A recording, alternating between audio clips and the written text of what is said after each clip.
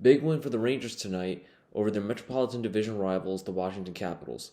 They now sit at 38, 19, and 10 with 86 points.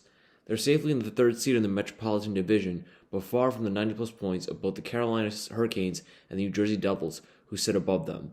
Coming into this game, they were 4-7 in their last 11 and needed some wins to start looking like the team that went to the Eastern Conference Finals last year against the Tampa Bay Lightning. No Ryan Lindgren tonight, but going against an Alex Ovechkin-less Washington Capitals team made the job a little easier. The Rangers were able to pull out the win 5-3 and never trailed for the whole game, although their win was put in jeopardy multiple times. About 4 minutes in, Vladimir Tarasenko fed Mika Zibanejad for the first goal.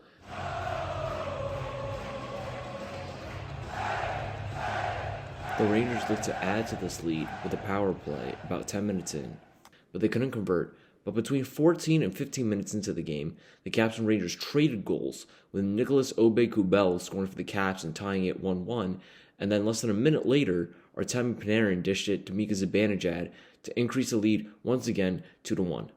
Near the end of the first period, the Rangers extended this lead on a power play, with Patrick Kane scoring a long shot. But the second period spelled trouble for the Blue Shirts, as after Jacob Trouba's goal, the momentum completely shifted in the Capitals' way. The Caps landed 15 shots on goal in the second period, compared to the Rangers' 9, and the score was 4-2 to end the second.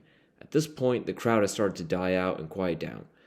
In the third, however, while the Rangers held off the Caps during a 4v3, they couldn't do so again in a later power play, and the Caps were able to pull within 1.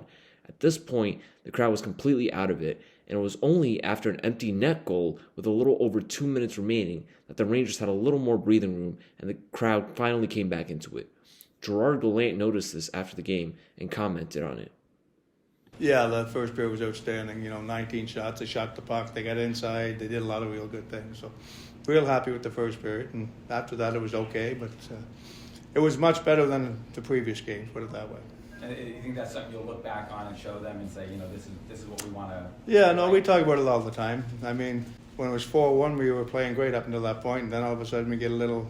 I guess the word I always use is Harlem Globetrotter a little bit, trying to get too cute, trying to make the fancy plays again.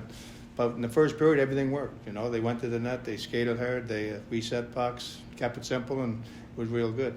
I'm not telling them between periods to change what they done, because the first period was as good a period as we played all year. 19 shots, was it 3 goals, I think, and it's just the way we played. We did everything right and didn't turn over pucks, and so you just keep pressing them and asking them to do that and do the best they can. But it's hockey; it's a game of mistakes. And when the other team comes out a little harder, when it was 3-0 there, they started to come back and battle hard, or 3-1, sorry. So the other team has something to do with it too. But I like the way we played in the first. Chemistry-wise, the Rangers have made some changes this season, trading Ryan Reeves early on and acquiring Patrick Kane and Vladimir Tarasenko recently. Gerard Gallant, the Rangers coach, also commented on how the Rangers handled these changes tonight compared to the last few games. We've been waiting for the team to mesh with Kane coming in and all that. Mm-hmm. You feel like this was his strongest game since he's been here? I thought this was their team's strongest game since the trade. Yeah, definitely.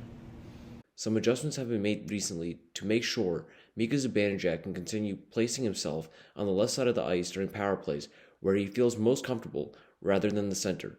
It remains to be seen what other changes Gerard Gallant might make to help the team grow together and adapt to winning and working with each other.